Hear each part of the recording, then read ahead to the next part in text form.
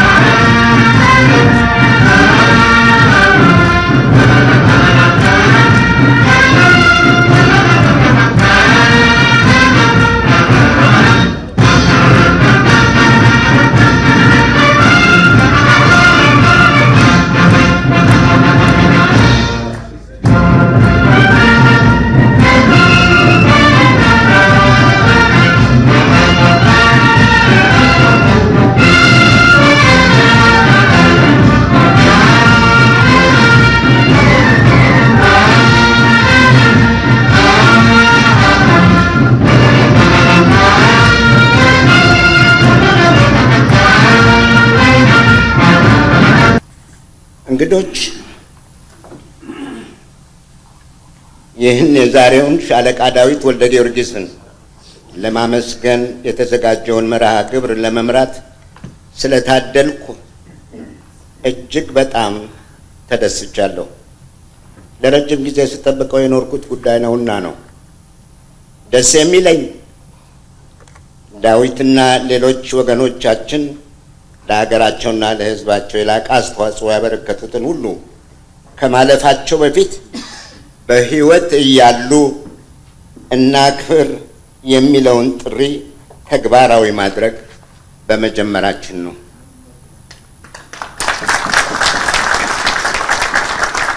ተመሳሳይ ዝግጅት በመላ ሀገራችን ባህል ሆኖ እንዲቀጥል ማድረግ አስፈላጊ ነው ብለን እናምናለን። ሰው በሕይወት እያለ ሲመሰገንና ሲከበር እርሱንም ቤተሰቡንም በተለይ ልጆቹን ከማስደሰቱም በላይ የእርሱን ፈለግ ተከትለው እንዲያድጉ በከፍተኛ ደረጃ ያበረታታል። ግን ካለፈ በኋላ ለማን፣ እንዴት፣ ምን ጠቀሜታ ይኖረዋል? መልሱ አንድና አንድ ብቻ ነው። እስከ ዛሬ ታሪካዊ የሆኑ ከፍተኛ አስተዋጽኦ ያበረከቱ ሆኖም ቀድመን ሳናመሰግናቸው ያለፉ ብዙ ዜጎች መኖራቸው ሲያስቆጨን፣ ወደፊት ግን ማስቀረት ይኖርብናል ብለን ተነስተናል። ይህ አሰራር ቀደም ሲል እንዳልኩት ባህላችን ይሁን። በመፈክር መልክ አንዴ አብረን እንበለው እንደ እንግዶቻችን ፈቃዳችሁ ከሆነ ተቀበሉኝ።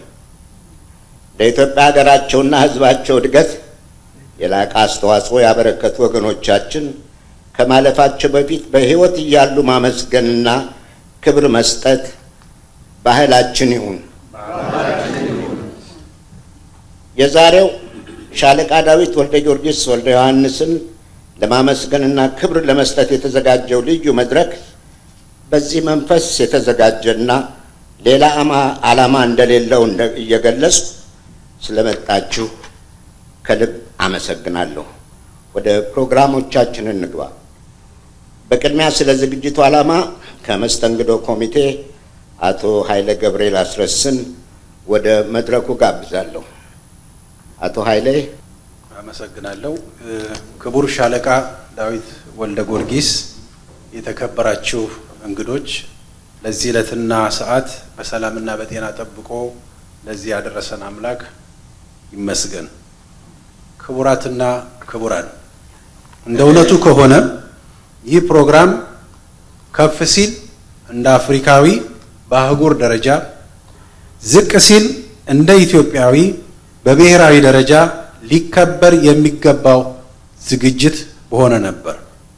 የዕለቱ የክብር እንግዳችን የሕይወት ዘመኑን ዓለማችንን የጠቀመ አህጉራችን አፍሪካን በብዙ ያገዘ እናት ሀገር ኢትዮጵያን ያገለገለ ሕይወቱን አሲዞ ደሙን ያፈሰሰላት ወታደር እና ባለብዙ ፈርጅ ባለሙያ፣ ዲፕሎማት፣ ምሁርና ከባድ ሚዛን ያለው የፖለቲካ ሰው ነው። ታላቁ ደራሲ ማሪያ ፑዞ በአንድ ድርሰቱ እንዳስቀመጠው ታላላቅ ሰዎች ከመላእክት ጋር ራሳቸውን የሚያቆራኙት ትልልቅ መስዋዕትነት በመክፈል ነው።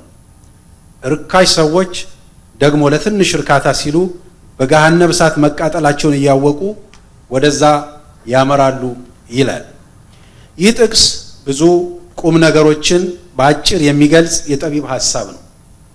በሀገራችን ታሪክ ውስጥ ብዙዎች መጥተው ሄደዋል።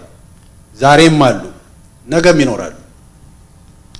በታሪክ ሂደት ውስጥ ምን አሻራ አኖሩ?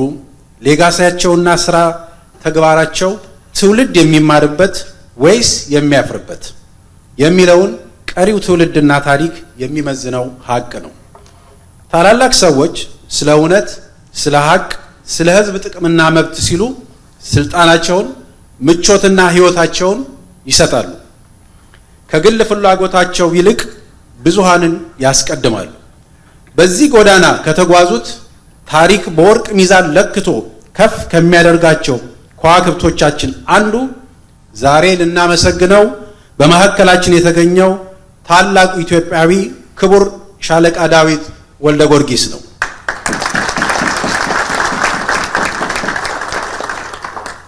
የሀገር ባለውለታዎችን ማመስገን፣ በስራቸው የላቁትን መሸለም፣ ላከናወኑት መልካም ተግባር ተገቢውን ዕውቅና መስጠት የዜግነት ግዴታችን ነው።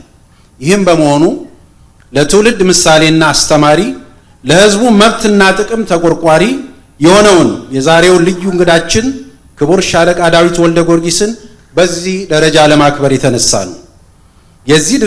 የዚህ ዝግጅት ዋነኛ ዓላማም ተደርጎ እንዲወሰድ የምንፈልገው ሻለቃ ዳዊት ወልደ ጊዮርጊስ ለትውልዱ አርያና ተምሳሌት መሆኑን ማሳየት ብቻና ብቻ ነው።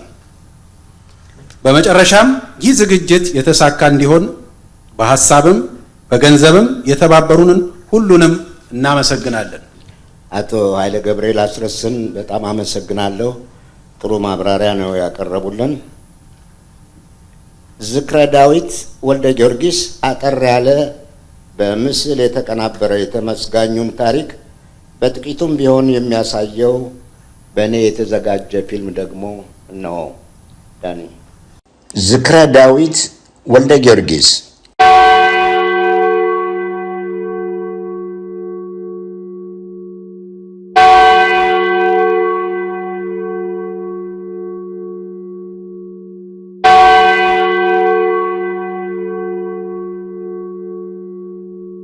ኢትዮጵያ ወጥቼ 13 አፍሪካ ሀገሮች ጦርነት ያለባቸው ሀገሮች 25 ዓመት ሰርቻለሁ።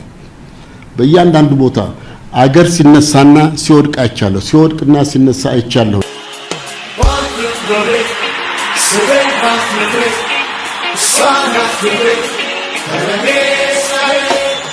ታሪካዊቷ ኢትዮጵያ ቁጥራቸው እጅግ ብዙ የሆነ ባለሙያዎችን አፍርታለች። በሀገር ውስጥና በውጭ በተለያዩ መስኮች ዕውቀት የገበዩ ልጆቿ ዛሬም እንደ ትላንቱ ሁሉ ወገኖቻቸውን በመርዳት ላይ ይገኛሉ።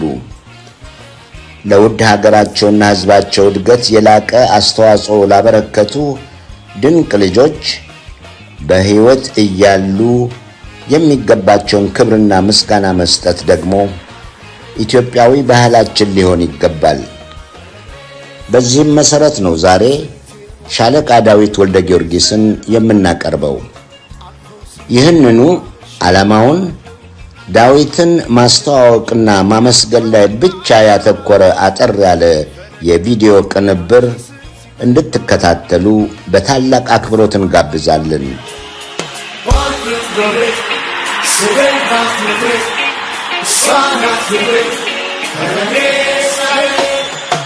ለመሆኑ ዳዊት ወልደ ጊዮርጊስ ማን ነው?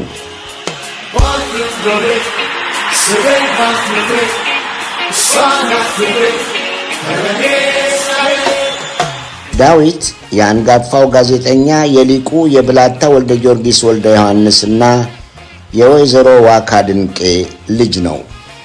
የበርካታ መጻሕፍት ደራሲው ብላታ ወልደ ጊዮርጊስ ወልደ ዮሐንስ የሀገር ፍቅር ማህበር መስራችና ለ40 ዓመታት የአዲስ ዘመን ጋዜጣ ዋና አዘጋጅ ነበሩ። ብሩህ አእምሮ የታደለው ወጣቱ ልጃቸው ዳዊት ወልደ ጊዮርጊስም የመንፈሳዊና ኋላም ዘመናዊ ትምህርት ተከታትሏል። በቅድሚያ በጊዜው በስርዓተ ትምህርት አያያዙ ምስጉን በነበረው የተፈሪ መኮንን ትምህርት ቤት ገብቶ የሁለተኛ ደረጃ ትምህርቱን አጠናቋል። ከቀዳማዊ ኃይለ ሥላሴ ዩኒቨርሲቲ ደግሞ የሕግ ዲግሪ ያለው። ወደ ውጭ ሀገር ተልኮም በዩናይትድ ስቴትስ ኒውዮርክ ኮሎምቢያ ዩኒቨርሲቲ የሕግ ትምህርቱን ቀጥሎበት በማስተርስ ዲግሪ ተመርቋል።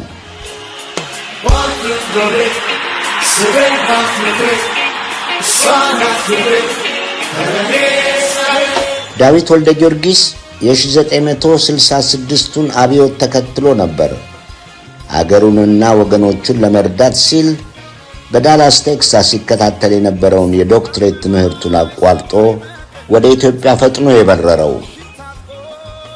ያኔም በአብዮቱ አፍላ በቅድሚያ የእድገት በህብረት የእውቀትና የሥራ ዘመቻን በማስተባበር ከተማሪዎች ጋር ዘምቷል። ገበሬውን ፊደል አስቆጥሯል፣ አንቅቷል። እንደሚታወሰው ያኔ ድርቅ የተከሰተበት ወቅት ነበርና በሚሊዮን የሚገመቱ ወገኖቻችን ለረሃብ ይጋለጣሉ። አጣዳፊ እርዳታ ያስፈልጋቸውን በነበረበት በዚያ ክፉ ጊዜ ዳዊት ከኮሚሽነር ሽመልስ አዱኛ ጋር በምክትልነት ተመድቦ ሰርቷል። በተደረገው አገራዊና ዓለም አቀፍ ርብርቦሽም የብዙዎችን ሕይወት ማትረፍ የዝነኛው የቀዳማዊ ኃይለ ሥላሴ ጦር አካዳሚ ምሩቁ ሻለቃ ዳዊት ወልደ ጊዮርጊስ በጦር ሜዳ ተዋግቷል፣ አዋግቷል፣ ቆስሎም ከሞት ተርፏል። በኤርትራ የጀነራል ተሾመ እርገቱ ልዩ ረዳት የነበረ ሲሆን በኋላም የክፍለ ሀገሩ ዋና አስተዳዳሪ ነበር። በዋና አስተዳዳሪነቱ ወቅት የሰጠውን ብልህ አመራር ዛሬም ድረስ የሚያነሱ ሁሉ እንደሚመሰክሩለት ሻዕቢያ በወቅቱ ወጣቱን እየመለመለ ወደ በረሃ በገፍ መውሰድ ያልቻለበት ጊዜ ብቻ ሳይሆን ወደ ውጊያ የገቡትም ወደ የቤታቸው መመለስ የጀመሩበት ነበር። የኤርትራን ወጣት ማሰርና ማዋከብ ያብቃ የሚለው የዳዊት ወልደ ጊዮርጊስ ብልህ አመራር ነበር ያንን ለማድረግ ያስቻለው።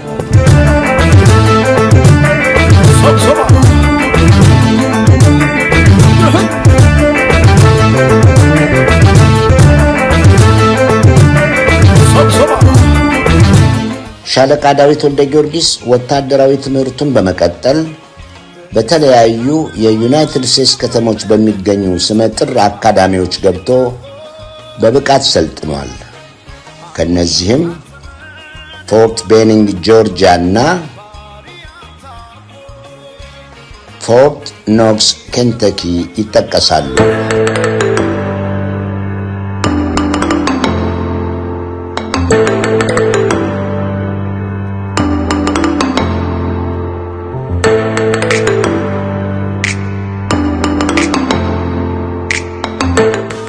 ቀደም ሲል እንደተጠቀሰው ዳዊት ወልደ ጊዮርጊስ በዳላስ ቴክሳስ የዶክትሬት ትምህርቱን አቋርጦ ነበር በ66ቱ አብዮት አፍላ ፈጥኖ ወደ ሀገሩ የተመለሰው። ሻለቃ ዳዊት የሰሜን ግዳጁን በሚገባ ተወጥቶ ለሌላ ብርቱና አጣዳፊ ተግባር ወደ አዲስ አበባ ይጠራል። ያም እንደ አውሮፓውያን ዘመን አቆጣጠር በ1984 እና 85 ዓመተ ምህረት በሀገሪቱ የደረሰውን ድርቅና በወገኖች ላይ ያስከተለውን መጠነ ሰፊ የረሃብ ስጋት ለመከላከል ነበር። በዚህኛው ተልእኮውም በእርዳታ ማስተባበሪያና ማቋቋሚያ ኮሚሽን በዋና ኮሚሽነርነት ተመድቦ ከፍተኛ ስኬት አስመዝግቧል። ዕድሜ በወቅቱ አብረውት ለተሰለፉና የወገኖቻቸውን ችግር ለማስወገድ በቅንነትና በቆራጥነት ቀንና ሌሊት ለሰሩ ባልደረቦቹ ይሁንና ብዙ ሺህ ሕይወት ማትረፍ ተችሏል። ኮሚሽነር ዳዊት ወልደ ጊዮርጊስ ወደ ተለያዩ የዓለም አገሮች ተሯሩጦም እርዳታ አሰባስቧል። በቦብ ጌልዶፍ አስተባባሪነት የተዘጋጀውና ታዋቂው የዘመኑ የዓለም ኮከብ አርቲስቶች የተሳተፉበት ላይቭ ኤድ ፕሮግራም እዚህ ላይ ሊጠቀስ ይገባል። ዊ አር ዘ ወርልድ መላውን ዓለም አነቃንቋል ቢባል ማጋነን አይሆንም። ከሁለተኛው የዓለም ጦርነት በኋላ ትልቁ ነው የተባለውን ያን የ1984-85 የድርቅ አደጋ ለመከላከል የተካሄደውን ኦፕሬሽን የመራው ዋና ኮሚሽነር ዳዊት ወልደ ጊዮርጊስ ነው። ሆኖም የዚያ ኦፕሬሽን በጥሩ ሁኔታ መካሄድ በጊዜው የነበሩትን አንዳንድ የደርግ ሹማምንት እምብዛም አላስደሰተም። ያ በአብላጫው በቅናት ላይ የተመሰረተ ጥላቻ ከጊዜ ወደ ጊዜ እያየለም ሄዶ ከርዕሰ ብሔሩ በቀጥታ ማስፈራሪያና ማስጠንቀቂያ ጭምር የተሰጠው ጊዜም እንደነበር ታውቋል። መንግስታዊ ጫናው ቢበዛበት ነበር ዳዊት ወልደ ጊዮርጊስ አገሩን ትቶ በአሜሪካ የፖለቲካ ጥገኝነት ጠይቆ ለስደት የበቃው። ሌላ ምርጫም እንዳልነበረው ይናገራል። ዳዊት ወልደ ጊዮርጊስ ጠንካራ ሞራል ያለው ሰው ነው። የስደት ኑሮውን በዩናይትድ ስቴትስ እንደጀመረም ኒው ጀርሲ በሚገኘው የፕሪንስተን ዩኒቨርሲቲ ሪሰርች ፌሎ እያለ ነው ሬድ ቲርስ የተባለውን መጽሐፉን ለንባብ ያበቃው። ሬድ ቲርስ የደም እንባ የተሰኘው መጽሐፍ ደርግ የእርዳታ ማሰባሰቡን እንቅስቃሴ በርዕዮተ ዓለም መነጽር በመመልከትና የአብዮቱን ገጽታ ያበላሻል በሚል እምነት ያሳደረውን ተጽዕኖ በዝርዝር ያቀረበ ጽሑፍ ነው ሬድ ቲርስ የዳዊት መጽሐፍ። ዳዊት ወልደ ጊዮርጊስ በስደት ኑሮ ሁሉ ላፍታ እንኳ አርፎ አያውቅም። መቀመጥ መቆመጥ ነው ይላል ዳዊት። በቅርቡ በእንግሊዝኛ የጻፈውና ከ600 ገጾች በላይ ያሉት ዋት ኤ ላይፍ ሲል ያቀረበው በግል ሕይወቱ ላይ ያተኮረው መጽሐፍ በዋናነት የሚጠቀስ ነው። ዳዊት በአማርኛ ያቀረባቸው 2 መጽሐፍትም አሉት። ክህደት በደም መሬትና እስከ ዳር።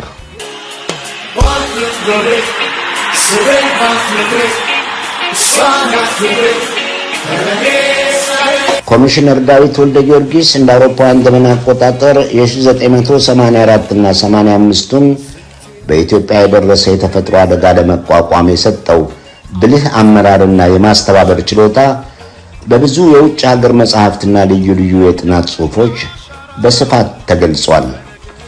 ለምሳሌ በወቅቱ የተባበሩት መንግስታት የኢትዮጵያን የእርዳታ ኦፕሬሽን ይመሩ የነበሩት ከርት ጃንሰን ባጭሩ እንዲህ ሲሉ ይገልጻሉ።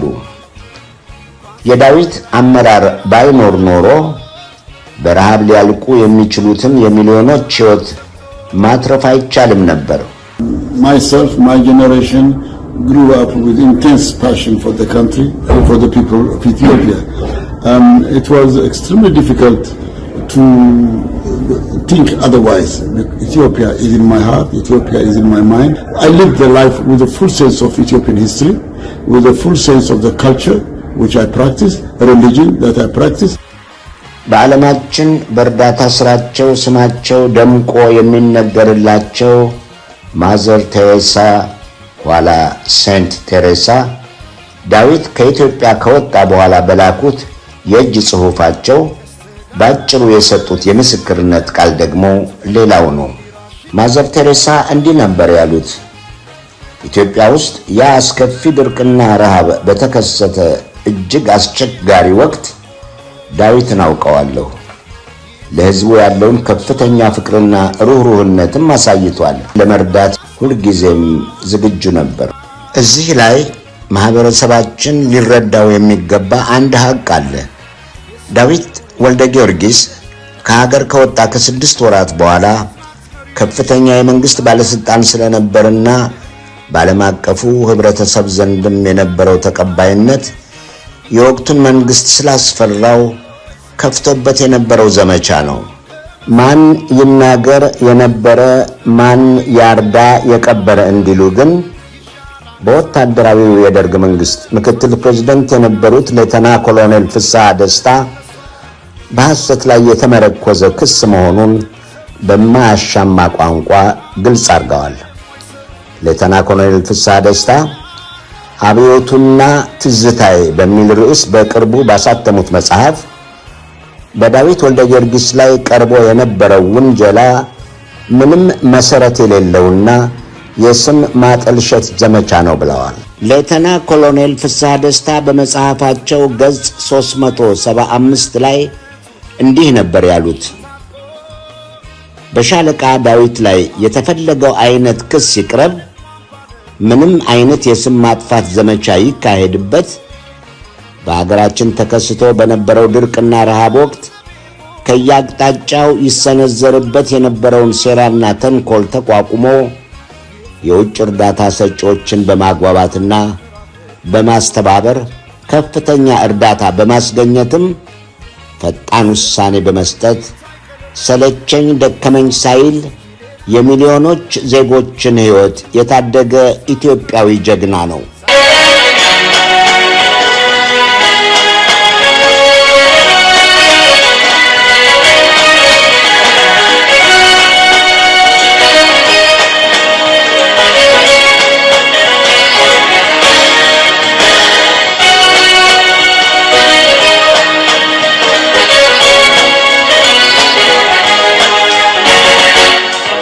አሁን ሻለቃ ዳዊት ወልደ ጊዮርጊስ በተፈጥሮ ሩህሩህና ሰው አክባሪ ነው። አንደበተ ርቱዕ፣ ተናግሮ የማሳመን ችሎታው የላቀ አንቱ የተባለም ዲፕሎማት ነው። ከ3 ዓመታት በላይ በቆየበት በውጭ ጉዳይ ሚኒስቴር ቋሚ ተጠሪነት ኃላፊነት ወቅት ከብዙ ሀገራት መሪዎች ጋር እየተገናኘ ኢትዮጵያን በሚገባ አስተዋውቋል። በእርዳታ ማስተባበሪያና ማቋቋሚያ ኮሚሽንም ሆነ በውጭ ጉዳይ ሚኒስቴር አብረውት የሰሩ ባልደረቦቹ እንደሚመሰክሩለት ዳዊት ሰርቶ የሚያሰራ ታታሪና ብልህ መሪ ነው። በተባበሩት መንግስታት ድርጅት ውስጥ በአማካሪነት በቀጥታም የተለያዩ ኦፐሬሽኖችን በመምራት በአንጎላ፣ በናሚቢያ፣ በሩዋንዳ፣ በታንዛኒያ፣ በዩጋንዳ፣ በደቡብና ሰሜን ሱዳን፣ በላይቤሪያና በዲሞክራቲክ ሪፐብሊክ ኦፍ ኮንጎ አገልግሏል። I've been in most of African countries for the last 28 years. Yes. I've gone around. Despite the statistics, I see a majority of Africans getting poorer and poorer. በሩዋንዳው እልቂት ማግስት የተባበሩት መንግስታት ድርጅት የላከውን አጣዳፊ የእርዳታ ሰጪና የነፍስ አድን ዘመቻ ፕሮግራም ለ2 ዓመታት የመራው ዳዊት ወልደ ጊዮርጊስ ነው። ዳዊት በተለያዩ የውጭ ሀገራት ዩኒቨርሲቲዎች ውስጥም በፕሪንስተን ኒው ጀርሲ ቪዚቲንግ ስኮላር፣ በኬፕ ታውን ዩኒቨርሲቲ የአፍሪካ ጥናት ማዕከል ኃላፊ፣ በዋሽንግተን ዲሲ ሲኒየር ፌሎ ዲፌንስ ፎር ዲሞክራሲ፣ በቦስተን ዩኒቨርሲቲ ቪዚቲንግ ስኮላር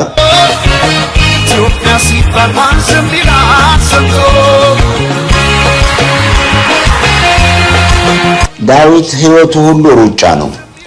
በናሚቢያ ያቋቋመው አፍሪካን ኢንስቲትዩት ፎር ስትራቴጂክ ኤንድ ሴኩሪቲ ስተዲስ ሌላው ነው። ይህ ድርጅት በአፍሪካ ውስጥ የተለያዩ የምርምር ስራዎችን በመስራት ሴሚናሮችን ያካሂዳል፣ ስልጠናዎችን ይሰጣል።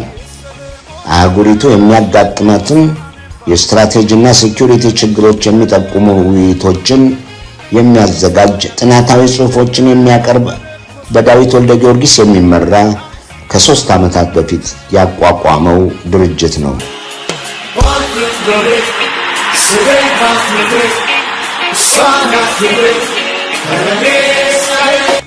ክቡራትና ክቡራን፣ በመግቢያው ላይ እንደተገለጸው የዚህ ዝግጅት ብቸኛ ዓላማ በሙያቸው ለሀገርና ወገን ይህን መሰሉን ከፍተኛ አስተዋጽኦ ያበረከቱትን የኢትዮጵያ ልጆች በሕይወት እያሉ ማመስገንና ክብር መስጠት ነው። ስለተከታተላችሁን እናመሰግናለን።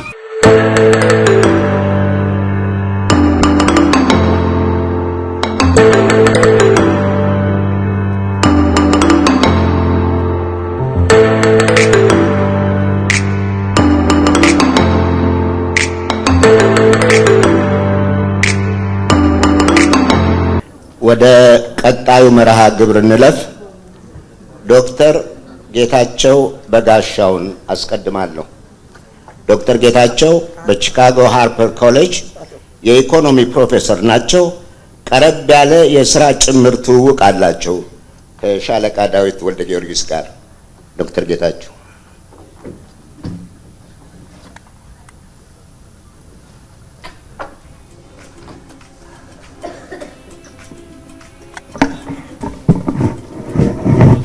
እንደምን ዋላችሁ? የተከበራችሁ እንግዶች፣ የተከበራችሁ የሻለቃ ዳዊት የሥራ ባልደረቦች፣ ጓዶች፣ ከሁሉም በላይ ደግሞ ሻለቃ ዳዊት ወልደ ጊዮርጊስ፣ ከሁሉ በማስቀደም በዚህ ልዩ ሁኔታ ላይ ከኔ ግምትም ውጪ በሆነ ነው አሁንም እያየው ያለሁት ተገኝቼ ስለ ሻለቃ ዳዊት ያለኝን ሐሳብ ግንዛቤ እንድገልጽ ለጋበዙኝ እድሉንም ለሰጡኝ ለወንድሜ ኃይለ ገብሬ አያሌው፣ ለወንድሜ ሰለሞን ክፍሌ እንዲሁም ለወንድሜ አብይ የመጨረሻ ስሙን ለመናገር አልፈልግም ምናልባት እና ከዛ ለወንድሜ እስክንድር ማነው ይቅርታ እስኬል እስክንድር ልባዊ ምስጋናዬን ለማቅረብ እፈልጋለሁ። ይህ ዛሬ የምናከብረው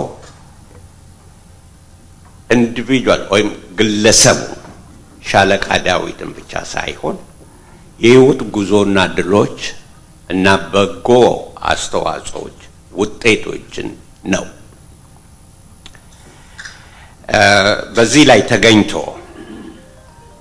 ምስክርነትን ለመስጠትም እድሉን መሰጠቱ ትልቅ ነገር ነው።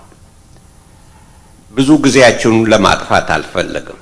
አጠር ባለ መንገድ ስለ ሻለቃ ዳዊት በሁለት መንገድ እገልጻለሁ።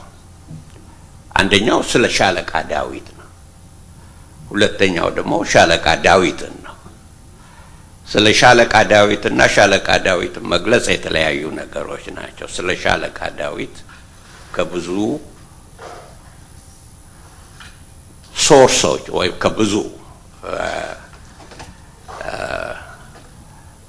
ማገናዘቢያዎች ለማወቅ ይቻላል እና ስለ ሻለቃ ዳዊት በትኩረት የተገነዘብኩት ያወቅኩት በሁለት ዋና ነገር ነው። እዚህ በመግቢያ ቪዲዮ አቅርቦት ላይ እንዳያችሁት ነው። ሻለቃ ዳዊት በብዙ የስልጣን የኃላፊነት ቦታ ላይ ተመድበው በብዙ ማዕረግ ሰርተዋል። ብዙ ሰዎች ብዙ ማዕረግ ብዙ ሹመቶችን ያገኛሉ። የሚታወቁት የሚታወሱት የሚከበሩት በዛ በሚያገኙት ስልጣን፣ ሹመት እና ቦታ አይደለም። እነኛን የስልጣን እርከኖች አግኝተው በዛ ላይ እንደ ሰው ምን አደረጉ፣ ምን አትርፈው ሄዱ በሚሉት ነገሮች ነው። እና ሻለቃ ዳዊትን ያወኳቸው በእነኚህ በሁለት ቁም ነገሮች የሚለው አንደኛው የኤርትሪያ ገዢ ሆነው በመስራታቸው ነው። በዛ ላይ ብዙ ሰዎች የኤርትሪያ ገዢ ወይም አስተዳዳሪዎች ሆነው አልፈዋል። ብዙም ትዝ የማይሉን አሉ። የሻለቃ ዳዊትን ግን ምን ልዩ ያደርገዋል ለሚባለው ይቅርታ፣ በዚያን ጊዜ አለመግደል ወይም አለማስገደል ወንጀል በነበረበት ጊዜ ሻለቃ ዳዊት የብዙ የኤርትሪያ ወጣቶች ሕይወት ለመትረፍ እንዲችል ያደረጉት አስተዋጽኦ ኤርትራኖች ዛሬ የሚረሱት አይመስለኝም። ለሻለቃ ዳዊት ብዙ ክብር አላቸው። ይህን ታዝቤያለሁ፣ ለመመስከር እችላለሁ። ሁለተኛው አድናቆቴም ደግሞ ስለ ሻለቃ ዳዊት በቪዲዮም ላይ ተገልጿል። ይህ 1984-85 በፈረንጆች የኢትዮጵያ ታላቁ ረሃብ ጊዜ ነው። በዚያን ጊዜ ስልጣን ላይ የነበሩ ሰዎች ሁሉ በሚደበቁበት ጊዜ፣ በማይናገሩበት ጊዜ፣ ዓለምን በዝምታ ብቻ በሚመለከትበት ጊዜ ምናልባት አንዳንዶቹም በይሆን ኢትዮጵያን ለማስራብ ለማስጎዳት ከቀዝቃዛው ዓለም ጦርነት ጋር በተያያዘ ምክንያት በሆነበት ጊዜ እናቶቼ፣ አባቶቼ፣ ወንድሞቼ፣ እህቶቼ እያለቁ እየረገፉ ባሉበት ጊዜ እኔ እነኚህን ነገሮች ለራሴ ክብርና ስም ወይም ምንም ብዬ ሳልደብቅ ብለው ወጥተው በተለያዩ መድረኮች በተለያዩ ቦታዎች ላይ ሆነው በመግለጽ ዓለም በኢትዮጵያ ረሃብ ላይ እንዲረባረብና ብዙ ነፍሶች እንዲተርፉ ለማድረግ የበቁ ስለመሆናቸው የማዘር ኦፍ ሴንት ቴሬሳ ጽሑፍ ቅድም በቪዲዮ ሰምታችኋል።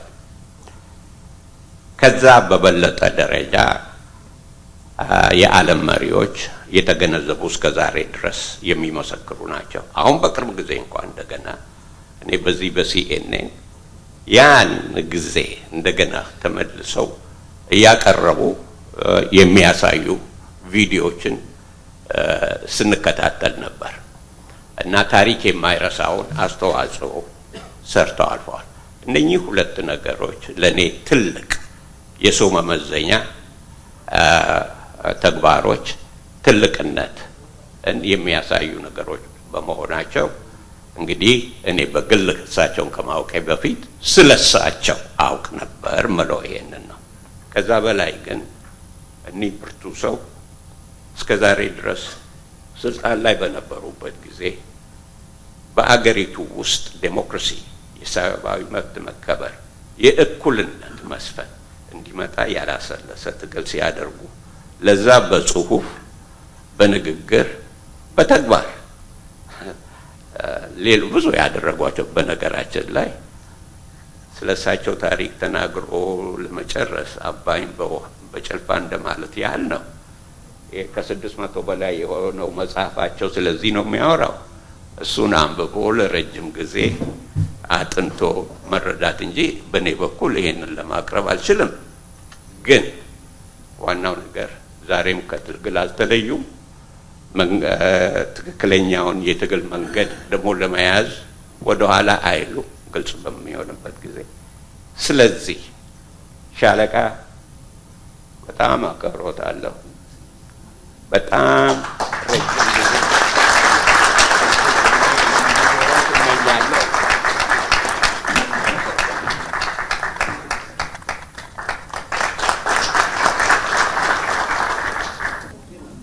ዶክተር ልዑል አስፋወሰን አስራተ ካሳ ከሚኖሩበት የጀርመን ከተማ አጠር ያለ መልእክት አስተላልፈዋል። ዳዊትን የማውቀው ከረጅም ዓመታት በፊት ነው። በቅርቡ ከተገናኘን በኋላም አብረን እየሰራን እንገኛለን ይላሉ ልዑል አስፋወሰን አስራተ ካሳ። ናይስትልኝ እኔ አስፋወሰን አስራተ ካሳ እባላለሁ። እኔ ሻለቃ ዳዊትን የማውቀው ገና ልጅ ሆኜ ከልዑል አባቴ ጋር የወታደር መኮንን በነበረ ጊዜ አስመራ ከተማ ውስጥ ነው።